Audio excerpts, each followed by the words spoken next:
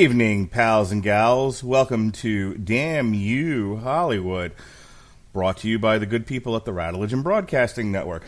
I'm your host this evening, the mandated reporter, and frankly, I'm mortified, Mr. Mark Rattledge.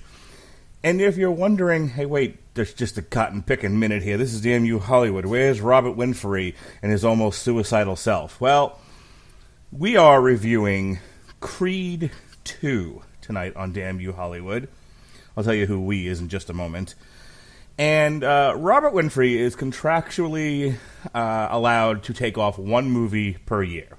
One movie, he's allowed to say, nope, no, nope, won't do it. He can turn into the Vulture from the Bugs Bunny cartoon and say, nope, I won't do it.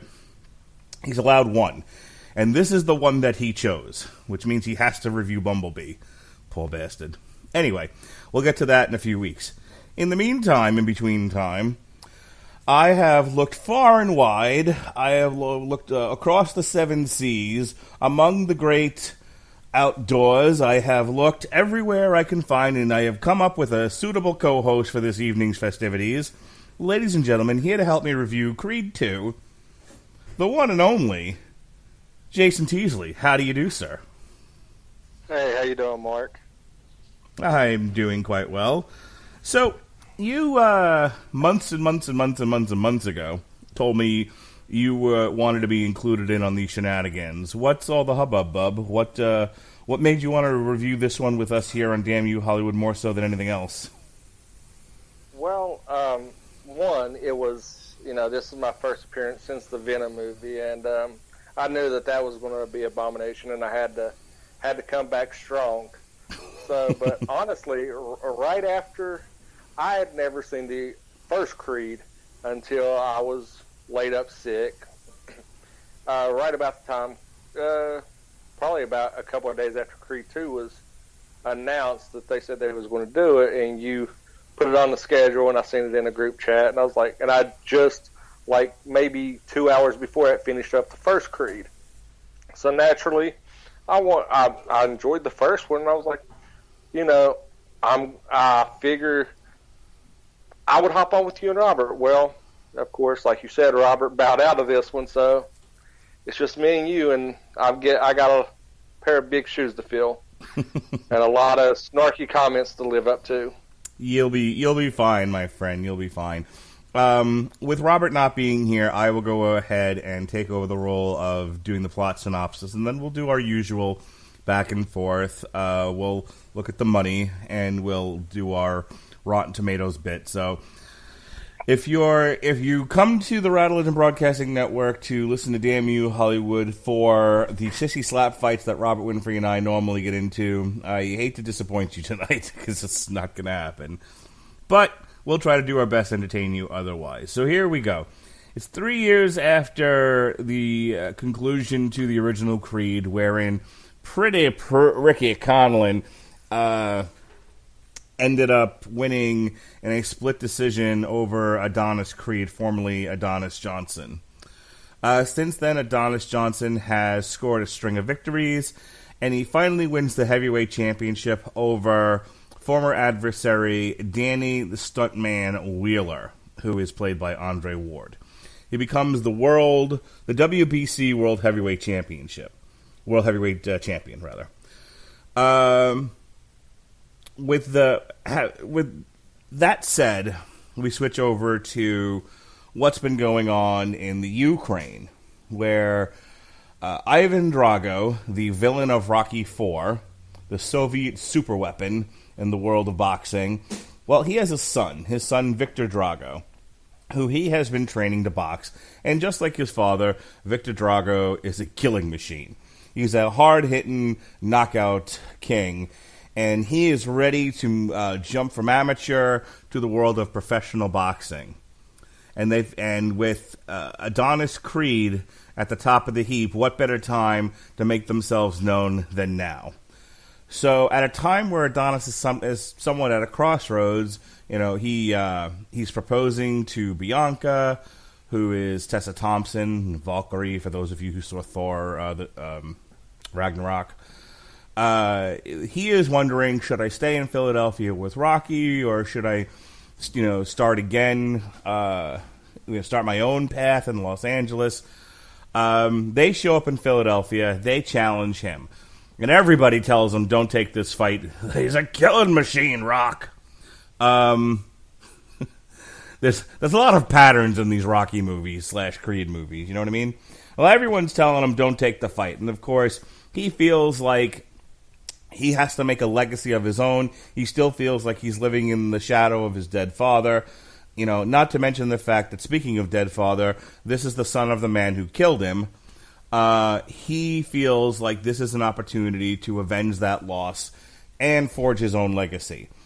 And fight they do. Rocky opts not to train him as he still feels enormous guilt over having not thrown in the towel when Drago fought Apollo Creed and done murdered him in the ring. So he says no. Of course, this causes a bit of a falling out between him and Adonis, at least temporarily. Adonis goes to Los Angeles. He hooks up with his father's trainer's son, Little Duke, and who is played by Wood Harris. They train. I mean, the weird thing about this sequence is that, and I don't want to editorialize too much, but they train like normally. It's not like in Rocky 3 where there was a lot of training and then goofing off and not taking it seriously, and then lo and behold he loses. Or Rocky 2 where his heart's not really in it because Adrian's not behind him. That sort of thing. He's training normally. He's doing what he needs to do. And he gets in the ring and, of course, gets pummeled. Broken ribs, kidneys, just everything. Everything on that man is broken. He ends up in the hospital.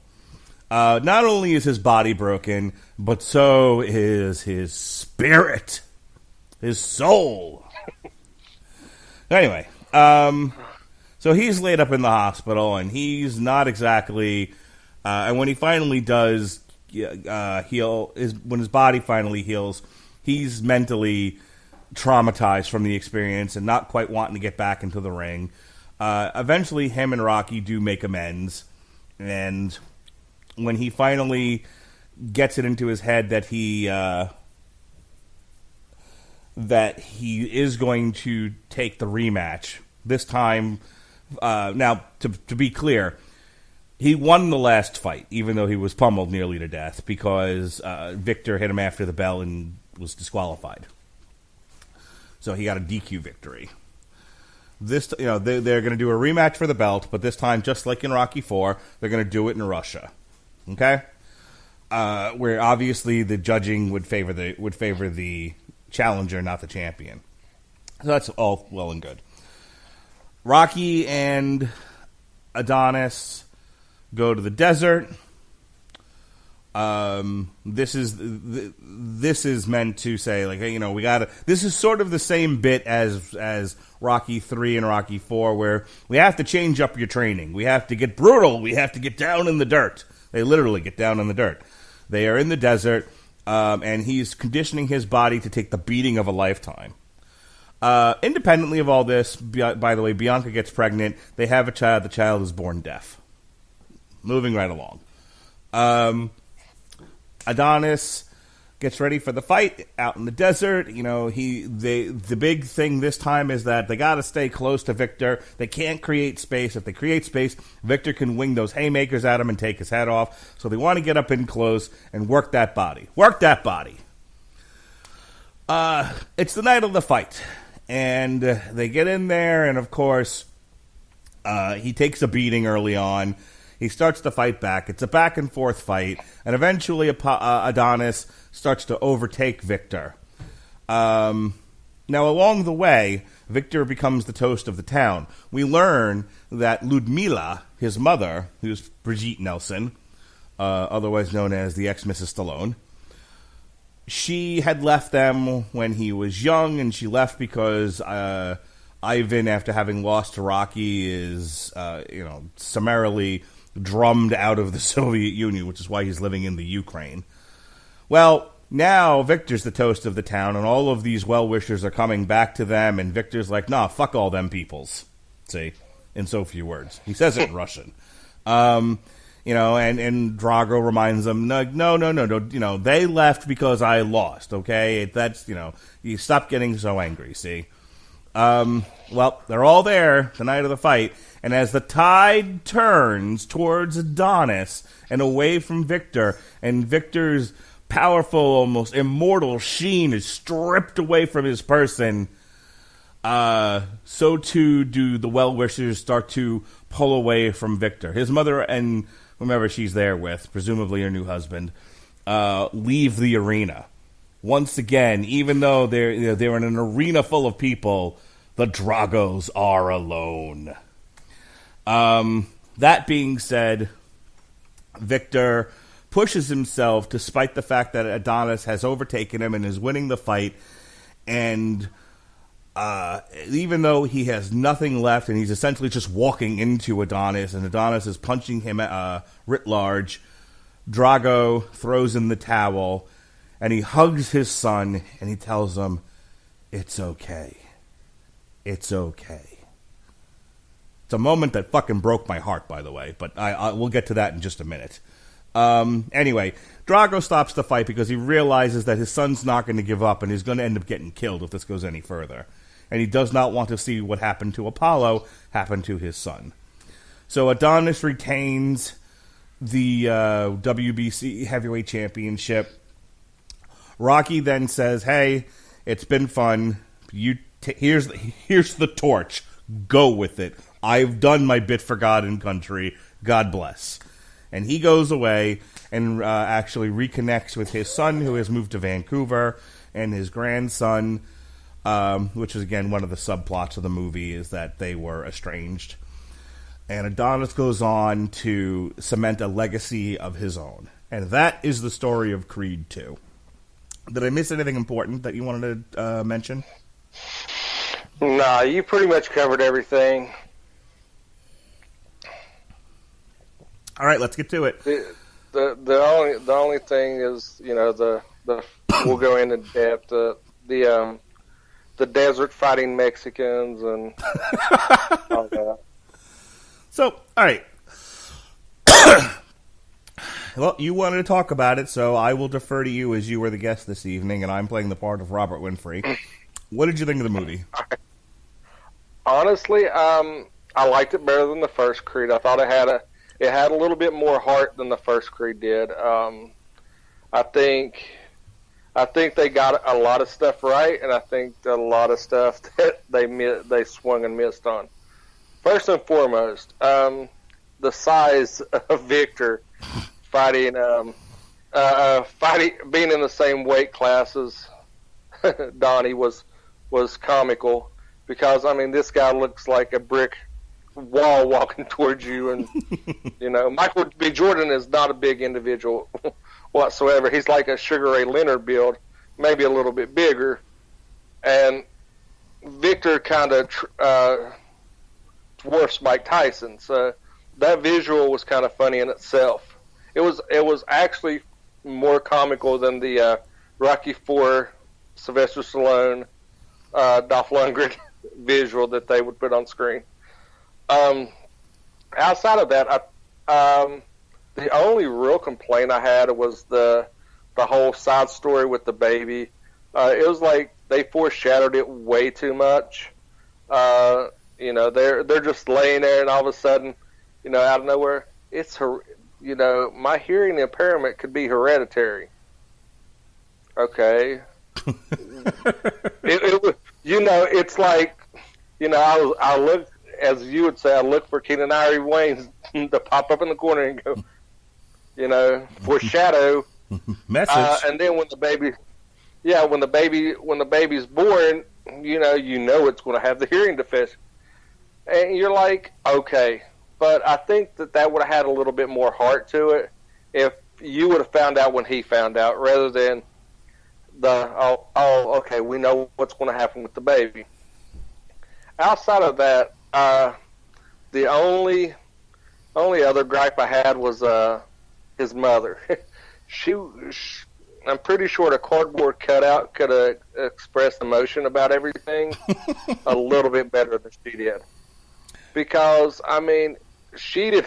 It was like she was just going through the movements about, reliving the trauma of Apollo dying, and then him taking the fight on, knowing that he can't win, and then getting back in there to do it again after being.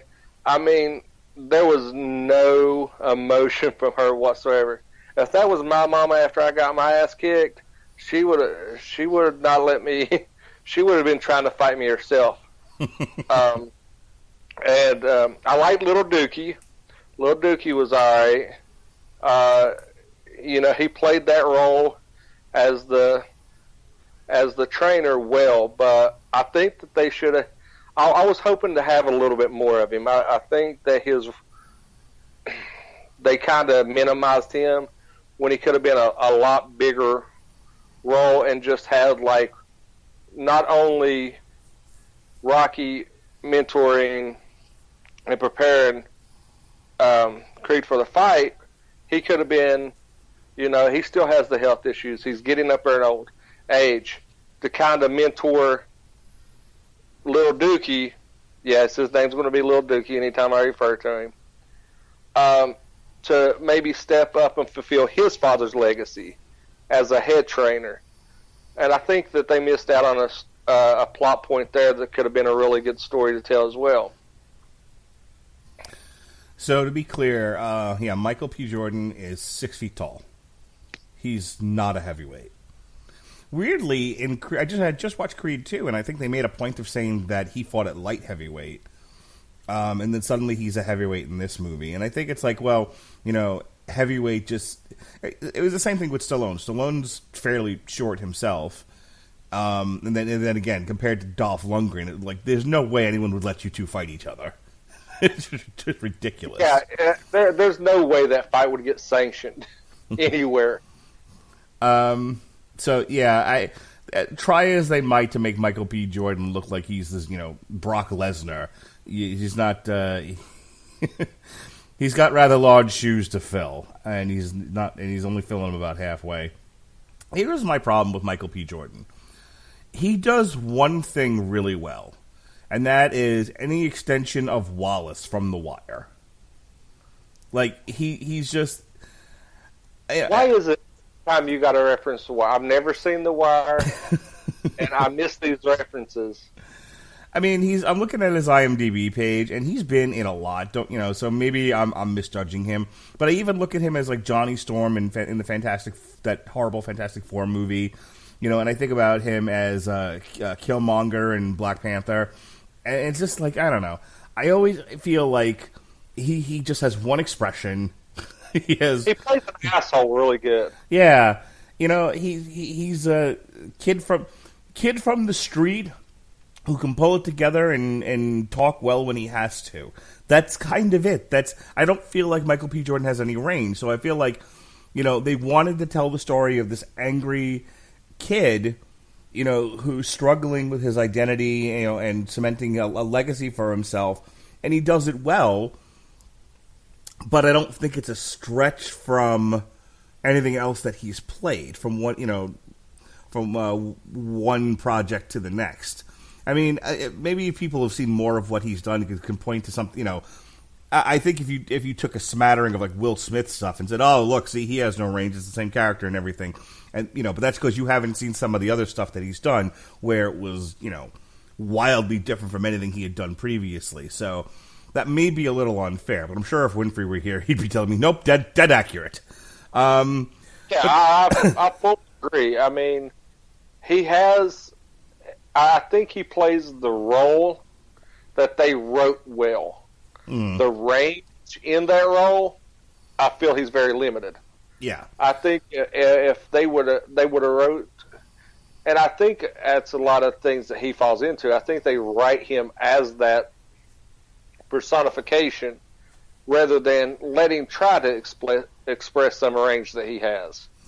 So I want to tell you a very, very quick story. A couple of years ago, my dad and I went to one of the theme parks here in Florida, and we rode the roller coasters. Might have been Busch Gardens, and we both we got off one of the what was supposed to be like the new roller coaster. It was supposed to have all the thrills. It It was the most dangerous thing. And we got off of it, and we both kind of went, meh.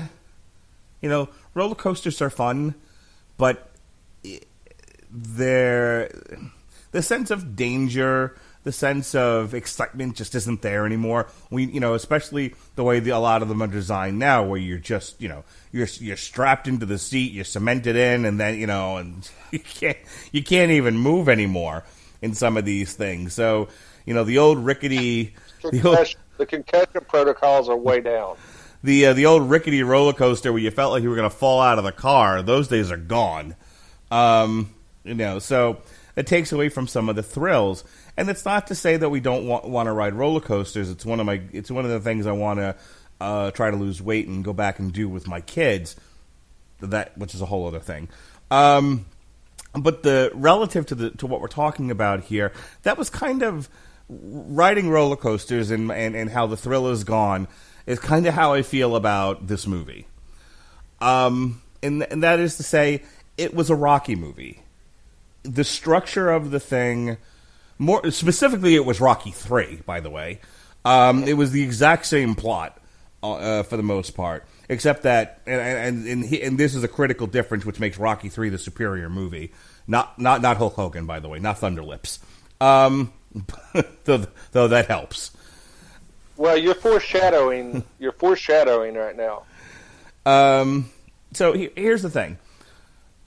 With the Rocky movies, they're very formulaic, and whether he loses by split decision or he wins by knockout, which is about the only two ways these things end, there's always, they always follow the same structure. And here's the thing.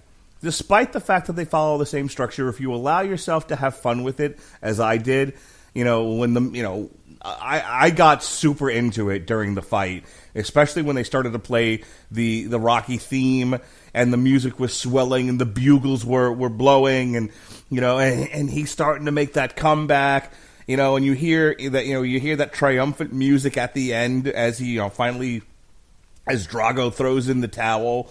And then they cut to Drago hugging Viktor, and he's saying, "It's okay, it's okay." I'm not kidding when I tell you, it broke my heart. As a father, the movie spoke to me in a lot of different ways. That bit of that scene just killed me. Like, I was weirdly sympathetic to who are supposed to be the villains of the movie. Because I get it, I got where the kid was coming from, I got where Drago was coming from, and what a horrible decision he was faced with. But I think ultimately he made the right one, obviously saving his son. So, on the one hand, it's incredibly... So here's the thing, and this is what we always like to point out on this show. There's a well-made movie, and there's a movie I enjoyed. And sometimes the twains will meet, and other times not so much. This is not a particularly well-made movie, but I loved it. I loved the it pinged the right emotional notes with me. And I was ugly crying at the end of it. So a good time was had, and I enjoyed myself in an entertaining movie, but structurally it was like paint by numbers. And to a degree, and this is what I want to talk about relative to Rocky 3. Rocky 3, the thing is, now Rocky has found success. After 2 movies where he was fighting the uphill battle against the champion, the first time around he just wanted to hang all 12 rounds. The second time around he wins the belt. Now, it's years later and Rocky's the successful boxer, and the story is he's losing his head. What once made him a great... It's the old story of, what once made you a great champion has now escaped you, and you've become a shell of yourself, and you have to be reinvented. You have to be reborn in order to, reclaim your rightful throne. That's the story of Rocky 3. That was the story of this one, too, only we never got to see that part of it. Like, the entire first act... that, leading up to his fight with, and this is what I mean by, the training montage, didn't make any sense to me. That training montage where he's in California, he should have been goofing off. They should have been showing him, distracted, going to events with Bianca. I think making her pregnant was a waste. I think they should have, Yeah, I think that was one of those things that it was, let's try to get put some emotion behind this, but it totally missed the mark. I mean, it was rushed, and it felt like it got shoehorned in there at like the last minute. Yeah, if there was going to be a Creed 3, then they should have done the Deaf Baby story. This needed to be... They needed to... What would have been good is, instead of, like having the distraction, why didn't, it shows him proposing, why don't he be distracted trying to plan a wedding? Because anybody that's ever had a wedding knows that's a huge stretch in itself. Right. Well, he should have been out there selling cars. He should have been on TV, doing interviews. It should have been like everything distracting him from training. Like the whole thing should have been Wood Harris like chasing after him, going, "You've got to train. You're not taking this seriously." He's like, "I'm the fucking heavyweight champion. What do you mean I'm not taking this seriously?" That kind of thing. And then when he gets in there and he gets broken in half, you're like, oh, okay, see what happened here? You went in there half-cocked thinking you were going to beat this guy. Your ego got ahead of you, and you got broken in half. And then Rocky has to help rebuild him. And it's like, you don't... By doing it the way they did, where he was like, yeah, he took it seriously. He did everything he was supposed to do. That's not... There's no story being told here. The story essentially was, you tried, you failed fucking miserably, and then the rebirth isn't that strong. Yeah, I mean, it could have had him, like you said, had him like basking in the glory of being champ, and then challenging, and then him not taking it serious, saying, well, who's this guy? Why does he deserve to fight me? Kind of blowing it off and like, okay, I'll do a fight. Even if they would have said they do the fight as an exhibition, and set it up that way, and then show the beating he took, and then, have the world turn on Creed and start backing Drago as, okay, this is the next big thing. We were done with you. You showed your weakness, and have everybody turn on him and have used that aspect of self-doubt, and then having the only people that stuck by him was Bianca, Rocky, and his mom. Right. Which, like I said, his mom was a throwaway character. I mean, she added nothing to this. Yeah, it's a real waste of Phylicia Rashad. Yeah, it was just one of those things that they could have made her a great character. They could have showed a lot of emotion. But like I said, a cardboard box would have emoted. Dolph Lundgren has almost no lines, and he gives a much better performance than she does. Oh, like you said, the ending where he throws in the towel, you get touched. You're like, okay, he knows that he's got to save his son because he's all that his son has. And then you see, like, at the end where you see him, pans out and they're running together. His son is all that he has too. It's those two against the world, and I think that's why that's what. I think that should have been the sequel instead of Creed. We should have had a Drago movie. There we go. Maybe we can get a Netflix series, the intervening Drago years for Rocky IV Creed. Like Ivan having to raise this kid on his own, scrounging for food because Russia turned their back on him. Yeah, that's right. And I don't know, whatever he raised him on is, we need to look into that because, the kid was a brute. He's saying he told Rocky that they got to scrounge for food. Was he eating people? Seriously. Not for nothing, but you have Drago who is like 6 foot something or other, almost 7 feet tall, steroided up boxer, and then the mother who was an Olympic swimmer. The guy, he came from good genetic stock. I'll give him that. I'll give him all that. But you got to feed the kid. No wonder he didn't have no money. That's where all the money went. It's like he was strapping on a feed bag on him. Victor, no, cook cow. Don't just bite cow. Cook cow first. It's just a poor kid running across the field, just biting random livestock. Like when the Rocky was chasing the chickens, have Viktor chasing the chickens and just biting the heads off. In Russia, we cook chicken. Spit that out. Anyway, we just gave someone an idea. We're going to get a Drago movie with all of this happening. That being said, yeah, then the training sequence, in the desert, I was like, oh, that's lame. I mean, it was what it was, and I got to me, the most meaningful part of that entire training sequence was when he made him put his foot in the tire, and said, this is where the fight's going to be. And I was like, okay, I get that. You want to take away the big brute's reach. It was the same thing when he fought the father. Rocky I just watched the ending of Rocky 4 with my son. And, and a lot of it is him, just kind of covering up to get inside and then working the body, that sort of thing. Until he starts dropping his hands then he can get him in the face. But, taking the guy with a longer reach and, who's throwing power punches, you want to make sure that you're taking away that advantage from them. So, I get that. But, I don't know. I feel like cinematically, on the one hand, you don't want to do the go to Russia thing, but it might have actually worked for this movie. He, instead of we got to go to that's what I was expecting. I was expecting him to say, well, the fight's in Russia, we're going to go to Russia, and we're going to train. I'm going to show you what he was like, what did you do to beat the Russian?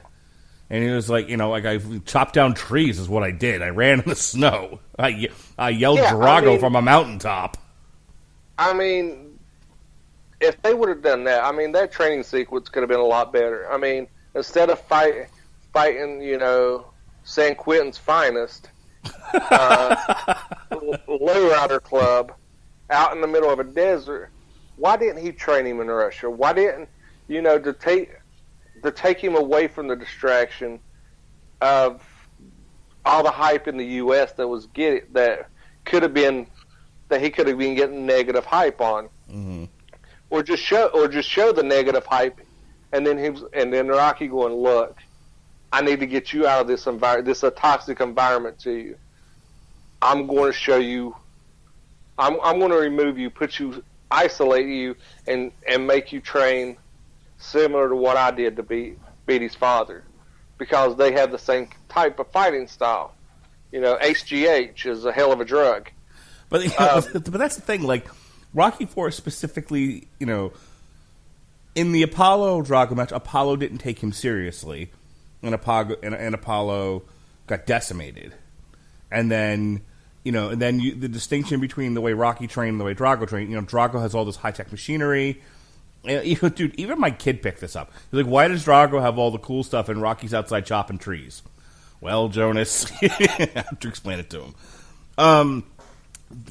That's one of the weaknesses of this film, is that he has no good reason that he lost that first fight. He didn't do anything differently. The way that he trained is the way you train for fights. So it's like a lot of the notes that are part of this, everyone take a drink. In wrestling, we talk about, you tell a story in the ring by the moves that you do and the sequence that you do them and how you sell the pain of the move and all of that. As opposed to just doing spots. This felt like just a bunch of connected spots that didn't really tell a strong story. It tells a story, but the story essentially is Adonis is champion. Adonis trains to fight. He loses. He's traumatized. He decides he's going to fight again. He goes to the desert. He trains more. He trains harder. He wins. You can't see me, but I'm kind of rolling my eyes here and doing the crusty face. That's not a strong story. And that's what I mean by, cinematically, structurally, this movie lacks a lot. It succeeds with me because it hit a couple of notes really. It's one of those where, we talk about this on the Metal Hammer of Doom, where you have one or two songs that are so good it makes up for the rest of the album is shit. So I'm watching this movie, and a lot of it just kind of blah. But then we get to that final fight scene and the music and everything I said before, and I'm like, well, more than makes up for it. I've kind of forgotten that this movie is crap because this part is so good. Anything else? We've been kind of batting this around for a little while. You have any other thoughts about the movie that we haven't talked about? No, not really. I mean, outside of we touched on his mother being, a throwaway character. I was going to say, do you know who also looked bored? You know who also looked bored in the movie? Wood Harris. Wood Harris looked like he didn't want to be there. Yeah, I mean, the only thing that I didn't really understand, and I really hope maybe they'll expand on it in Creed 3, is the promoter. I mean, it was like after you see him at the club, he just kind of vanishes. Yeah, this isn't exactly the Don King lookalike from Rocky V. Yeah, I mean, they could have played the promoter character a lot better. Not been like, hey, I know you're doing this to get a payday. Well, yeah, I am. Oh, by the way, she's got a beautiful voice, and leaves. Okay. What was your purpose in the movie? You didn't do it. You moved the needle none. He was going to take the fight with or without you talking to him in the club. Or even, what would have been even better is when they walked in to get food and, everybody's cheering, rather than have it up on TV, have Ivan show up and destroy his car or something and say, right. Add that emotion. I mean, they did it. They could have totally did away with the whole promoter character. I mean, you could have had that, got that same point across various different ways, or even have him ducking the fight, being like, no, he's not on my level. He's not on my level, playing the arrogant thing, and then just have Drago just go out and destroy his car and say, I break your car, and next time I break you. You bring up an excellent point, Jason. It's actually a great point. Viktor Drago isn't somebody I wanted to boo. He does one villainous thing. He hit him after the bell, which I'll tell you what, sometimes you get excited in a fight. I mean, if you're a professional, you really shouldn't be doing shit like that. But I mean, if you're an amateur fighter. But, well, here's the other thing. I've watched pros do it. Watch this fucking nuts from the UFC. Who basically I think got kicked out of the UFC because in 3 consecutive fights he wouldn't let go of an armbar or some shit. Oh God, I can't remember. I wish Winfrey was here. But yeah, there was one guy who was known for continuing to hold on to submission holds well after the person had tapped out because he was going nuts. You have the occasional after the bell hit. Sometimes you don't hear it. Or you threw it, and then the bell rang, and then it connected. That I've seen that happen plenty of times, and so, like you said, you don't really. He does not play a villain. No, he plays a kid that's wanting to better. I mean, the story I got from Drago was his dad was disgraced. His dad wants to get him back, win the favor of everybody back through his son. Win back the heart of his country. Which a lot of parents do, living vicariously through their kids. And like you said, the only thing he does is that one hit after the bell. And when he's down on his knee, that's it. The rest of it, because even at the dinner where his mom shows up and he gets pissed off and says, all these people, you understand, you're siding with the kid. All these people disrespected you, and now because I'm doing what I'm doing, they want to welcome us back. Mom was never around. Now all of a sudden she wants to be a part of this. You can't blame the kid. I'm on the kid's side. Yeah, you're like, okay, what is the real story? The only story is I want to cement my own legacy against the son of the guy that killed my dad. Even old man Drago, he really wasn't villainous in this movie. No, in Rocky 4. So let's go through it. Rocky 4. He's indifferent to killing Apollo. That's a dick move. Okay? He's trying to kill Rocky. He actually says, like, you're dead. I'm going to kill you. I mean, what everyone remembers is he's like a piece of iron. After he gets punched in the eye. But what he said, I think it's like one of the last rounds. He they have him come together. It is the last round. They have him come together to like shake hands. We're in round 15, and he's like, "You're dead." Like, he played a villain. He's fucking using steroids. He has all the advantages, and he's threatening to kill people. He was a villain. And he did kill someone. He did kill someone. He could have very easily stopped punching Apollo and let him just fall to the canvas, and it would have been, that would have been the end of it. But he went out of he went out of it. Yeah, he went out of his way to fucking kill Apollo, and then the infamous "if he dies, he dies." There's nothing like that from either character in this movie. These are shitty villains. Yeah, like they went out of their way to like make him sympathetic. Like, I honestly, I felt bad for Drago. Like, I didn't want him to, I was cheering for Drago during the fights because Creed was being a douche. Whip his ass. Yeah, show him who's boss. Kill him. The kid's done nothing wrong. I felt a lot of sympathy for Drago, for Ivan, and it was like, oh God, I don't know if that was intentional on the writer's part to be like, oh, we don't, it's kind of, there are no good guys or bad guys. It's all shades of gray. Not the strongest sentiment in the movie. I mean, here's a sidebar. It's a good comparison. Here's a sidebar. Do you watch The Walking Dead? I do not. Okay. If everybody cheers on the main cast of The Walking Dead, Rick Grimes and all of them, and they think all these other people are the villains. The only reason why you think Rick Grimes is a hero is because that's who you follow on the show. Because they do some pretty dickish things and kill people randomly, but you because that's the group you're following, that's the narrative, that's who you think's the good guys. You don't look and see all these other groups. If you followed them, you would think they was the good guys. It's all about narrative. And this movie lacked a lot of basic protagonist, antagonist. Right. It was a whole lot of gray.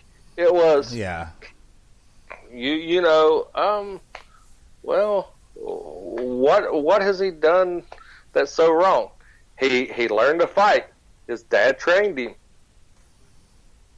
He wants to prove himself. Like I said, if you would have played Michael B. Jordan as the heelish dick, oh, he's an amateur, he's not in my league. Play up the pompous Apollo mentality that Apollo had in all the Rocky movies. That he was really arrogant, really cocky. He's not on my level. Why do I need to fight him? He's not, and just have him ducking the fight, going, well, maybe, and just like say things. Then have Drago just snap and be like, and do something like completely to be a dick to actually coax him into the fight. There honestly needed to only be one fight. Yeah. In all honesty, there needed to be just the one fight. And along the way, Viktor, you're right. Viktor really should have been goading him. Adonis should have been like, you know what?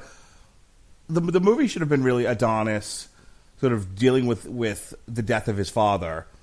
And saying, I'm not gonna make the same mistakes my father did. I'm not gonna fight this monster. I've already proven enough. I'm the world champion. And have this guy fucking goading him for half the movie. Fucking set his car on fire. Just be bastards, so that by the end of it, you're like, you want to see him kill Viktor. I don't know. I feel like they went out of their way to make everybody sympathetic. And weirdly, Viktor is more sympathetic than Adonis. I fully agree. Like I said, if you would have just started the fight out, have him win the belt, you could have played the movie off and then just have Ivan bring Viktor over and just have Viktor mauling through people, fight after fight, and after every interview, post-fight interview, say, I'm coming for Creed. I'm coming for Creed. And then just build up from there. And, Creed doing all these high publicity, oh, he's not on my level. He needs to come up through the ranks. Wouldn't it have been great if they did do 2 fights, but the first fight actually Viktor takes the title, and then afterwards, Adonis is like, I want a rematch, and Viktor's like, you lost handily. Like, it should have been like a first round KO. Just fucking gets in there, gets his head taken off. And or don't even, because like you said, they actually train the way you would actually train for a match. He trained like he trained for any other fight. There wasn't no... He took it as serious as he took it the time he was with Rocky. Mm-hmm. There was no real difference except, San Andreas out there training facility. At least, by comparison, when Rocky goes to Los Angeles, he goes to Los Angeles because Apollo convinces him that he needs to add speed and technique to his repertoire. And that is like, a change of environment will be good for you. A whole new training retinue will be good for you. And, you separate yourself from Mickey, who, a big part of him being gone is what affected you in your first fight with Clubber Lang. And he fights it in the beginning. If you'll remember, when he first goes to Los Angeles, Apollo's frustrated with him because he's trying to get him to do things, and his heart's not in it. And eventually, he admits to Adrian that the whole reason his heart's not in this is he's afraid. He's afraid that if he can't do it, he'll lose everything that they've gotten. And Adrian's like, none of this shit's important. As long as we're together, she's like, fight, don't fight. I don't care. I'd prefer if you didn't fight anymore. But stop, but if you're going to do it, don't half-ass it, and don't be afraid that, I'm never going to leave you, and the rest of this shit's worthless, as long as we have each other. And so he gets his head back in the game, and suddenly he starts, he's swimming, and he's working on his speed, and he's doing what Apollo wants him to do. There was nothing like that in this movie. But that's what makes the Rocky movies.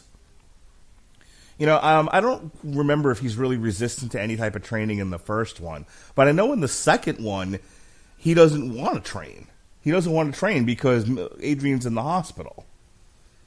And she was pretty much dead set against him taking the title fight. And Mickey at one point says to him, it's like, and by this point they're committed, but he won't train because she's there and he won't leave her side. And he's like, if you are going to lose this fight, I'll sit next to you and lose it with you. I just explained Rocky 3. Rocky 4, there's, he doesn't lose any first fights or there is no change in his training. He just goes to Russia, but he goes to Russia mostly to just be alone, and kind of get away from things. So. Well, and it made sense because everybody's blaming him for the death of Creed. So he wants to separate himself. Yeah. And then I think skipping over 5 because 5 is a whole other kettle of fish. And then 6. On trial. Yeah. I think in 6 there's no real change. The only real issue there is his son's the one objecting to him fighting. But I don't remember there being a big difference in the way that he trained, other than they were like, we're basically just going to put a bunch of muscle on you, so that when you hit the guy, you break bones. Otherwise, you're not going to win this fight. All right. So, yeah, there's nothing really like that, though, in this. And it takes away from the dramatic tension of the movie. It takes away from the structure. And it kind of just ends up being bland, except for, that final sequence, basically. So I think with that said, we've beaten this horse to death. let's go ahead and talk about... not wrong page. Let's go ahead and talk about the money. Here comes the money. Here we go. Money talk. Here comes the money. Money, money, money, Dollar, dollar. Dollar, dollar. Alrighty. Creed 2 had a budget of $50 million. As of this reporting, according to his Wikipedia page, it's at $93.8 million, so it's already pretty successful. Whether or not they'll make a Creed 3, it remains to be seen, because Rocky has decided this character is done. We're on to making Rambo movies now, because we're not done with that just yet. They've greenlit a Creed 3. Oh, have they? Yep, and guess who's going to be in it? Oh, please say it's the son of Tommy Morrison. Nope, even better. Clubber Lang. Yep. Now, obviously, Mr. T can't fight, so it's got to be Mr. T's son. Are we doing this again? I think it's not going to be his son. I think it's going to be Clubber Lang has a gym and is training fighters, and he's going to have like the next hot protege come up and challenge for the. I'm all in. Challenge for. I just want to hear, as long as Mr. T's on there talking about his mama, I'm good. And also, they're talking about bringing back Ivan and Viktor for Creed 3. Yeah, I'm all in. Bring them all back. I want there to be, though, in Creed 4, though, can we please do Tommy Gunn? Tommy Gunn needs a protege. So we need to go back through all the plots. Tommy Morrison's dead, isn't he? Is he he? got an AIDS. Oh, did he? Oh, I didn't know that. I wasn't really trying to make a crack about it. I didn't know. He died of AIDS. Like, it's been a while ago. Like, I'm going to research this, but I'm pretty sure Tommy Morrison's dead due to AIDS. Whoops. All right, scratch that. Or maybe they can get him played by a hologram. All right, let me go over the weekend notes here. Obviously, the movie's... Go ahead. He died of AIDS. Like, Okay. seriously. He died in 2013. All right, I stand corrected. I guess that won't be happening. All right, let's ease away from this uncomfortable moment. Let's talk about the weekend. Ralph Breaks the Internet was the number one movie for second week in a row, and Creed fell from 2 to 3. Dr. Zeus, actually, the Grinch, rather, rose from 3 to 2. So yeah, the Dr. Zeus' The Grinch is doing really, really well. As I said, Creed fell from 2 to 3. Fantastic Beasts maintained its spot at number 4. Bohemian Rhapsody stayed at number 5. Instant Family kept its spot at number 6. The Possession of Hannah Grace debuted at number 7. Robin Hood, that piece of trash, fell from 7 to 8. Widows fell from 8 to 9, and Green Book 9 to 10. 2.0, whatever that is, debuted at number 11.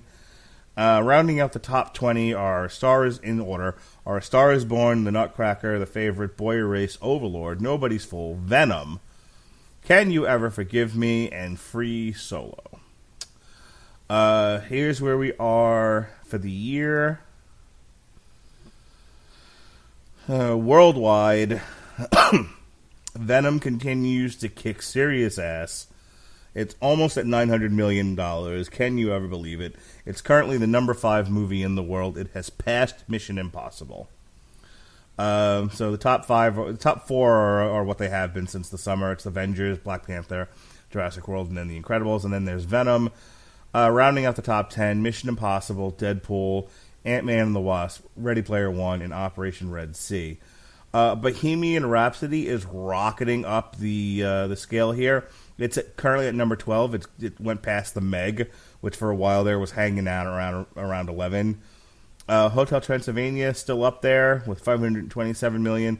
Fantastic Beasts, despite the fact that it was a weird fucking yawner of a movie, still doing well. $522 million.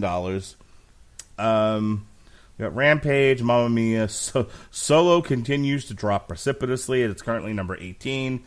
50 Shades Freed, and then The Nun. It's currently at number 20. As far as where Creed 2 lies, it is currently the 53rd movie of the year. It is right now between I Feel Pretty, which was the what's her name? Amy Schumer. Amy Schumer. The Amy Schumer comedy, and Blockers. Next week, no, this coming up Friday, not a whole lot. So there'll be an opportunity for Creed to continue to make some money. Though again, it's got some stiff competition out there with Wreck-It Ralph, and apparently The Grinch. People are still seeing that, so we'll see. However, the following week, the 14th, we have the Peter Jackson and Company sci-fi adventure Mortal Engines, and then in competition with that, we've also got Spider-Man Into the Spider-Verse. So it's got about 2 weeks, and then I'm assuming there'll be a precipitous drop-off because the following week after that is then Aquaman and Bumblebee, among other movies. So, and Mary Poppins. So, like I said, it's got about another week to probably make as much money as it's going to make without serious competition, and then because it's going to go downhill from there. Any questions? Any thoughts? Any comments about any of that? No, not really. I mean, I think it's got maybe one more week of making money, then it's done. I mean, it got a lot of hype, and I think that's what hurt the first one is because of all the hype, and then this one got a lot of hype, and yeah, it's a good movie, but it's not rewatchable. I mean, it's not a movie you want to see 2 and 3 times. Yeah, no, I agree with you. You get your feel of it. You get your feel of it, and you're like, okay, I'm done. All right, well, you've heard what we've had to say. Now let's hear what the critics have to say and why they're wrong.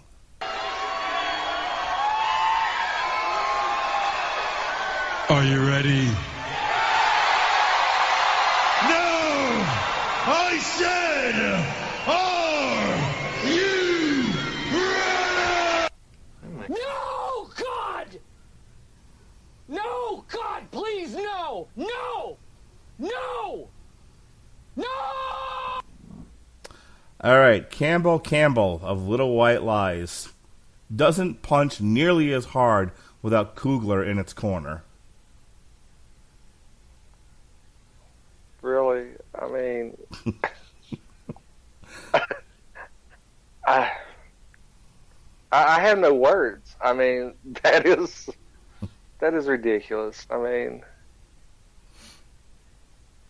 can I find this person and punch them in the face? You're more than welcome to.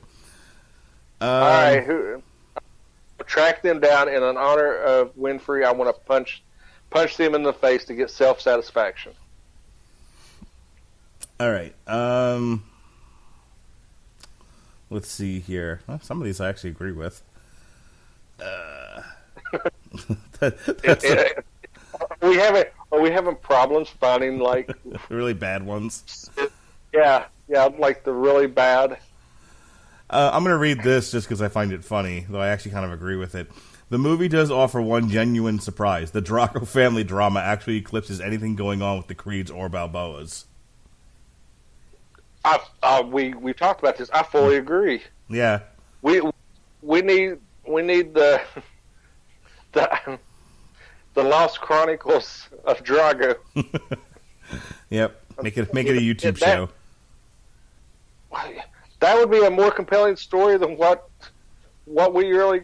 I'm pretty sure that the mother would be served could get more of a reaction out of her son fighting than. Dude, Brigitte Nelson has not aged well at all.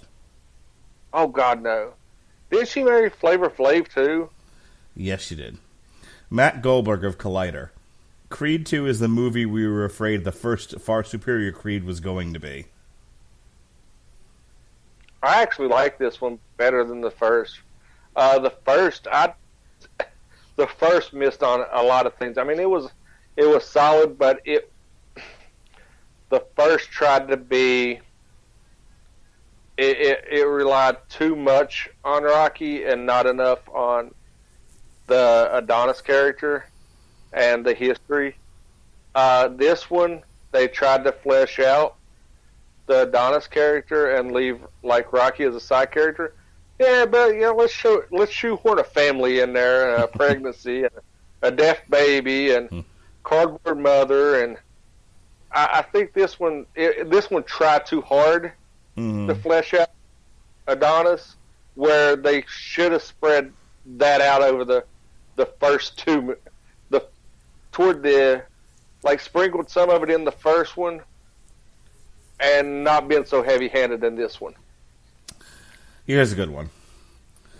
And this is where I really miss Winfrey, because this is the sort of thing that would have him going off. Vincent Mancini of Film Drunk. A spiritual sequel to Rocky IV released in the midst of a new Cold War, and it turns out to be completely apolitical? What a disappointment. Really, dude? No wonder you write for something drunk, and maybe you're punch drunk. You are punch drunk writing this. I mean, oh God, I think I just had a brain aneurysm trying to compile a response. This guy just doesn't have a clue, obviously. Yeah, I hope your dog gets like AIDS or something, dude. Oh, hope your dog gets. I hope your dog goes the way of Tommy Morrison.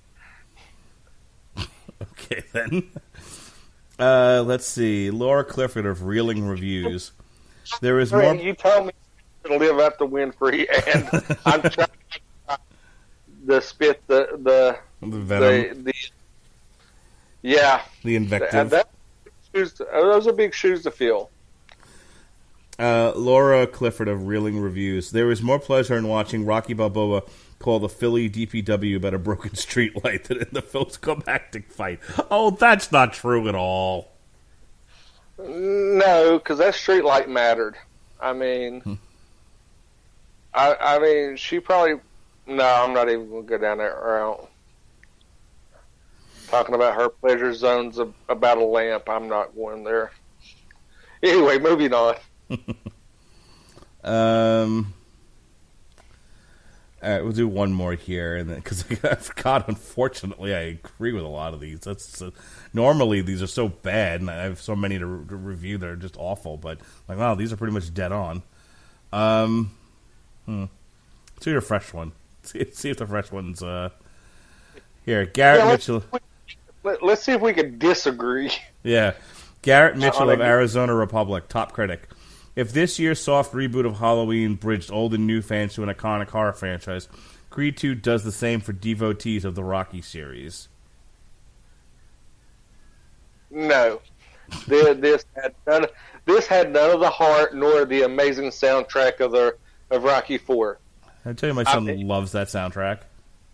Oh, who doesn't love this? If you do not love the Rocky IV soundtrack, then there's something wrong with you. We need to check your citizenship. You're not American. Let's see. Let's find one more fresh one. The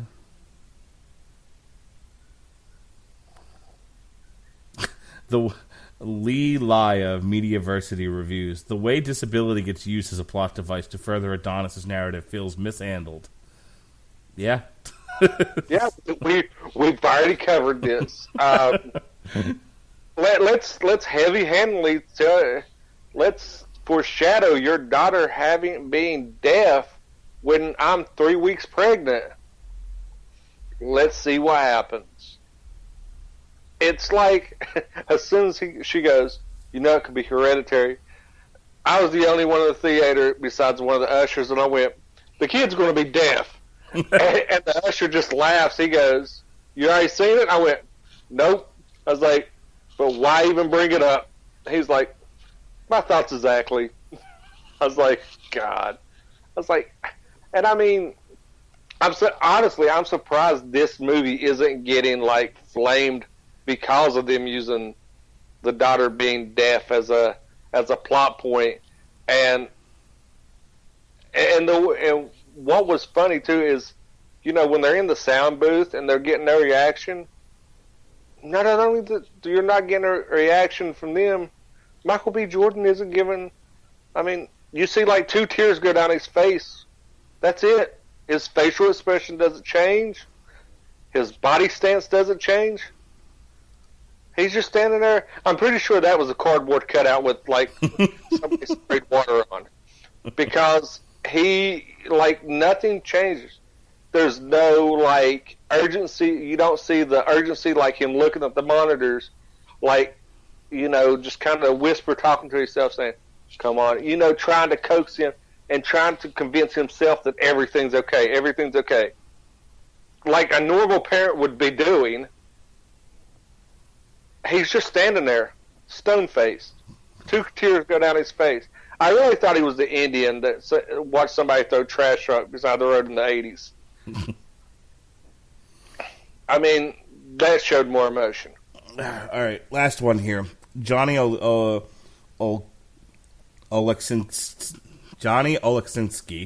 top critic, New York Post.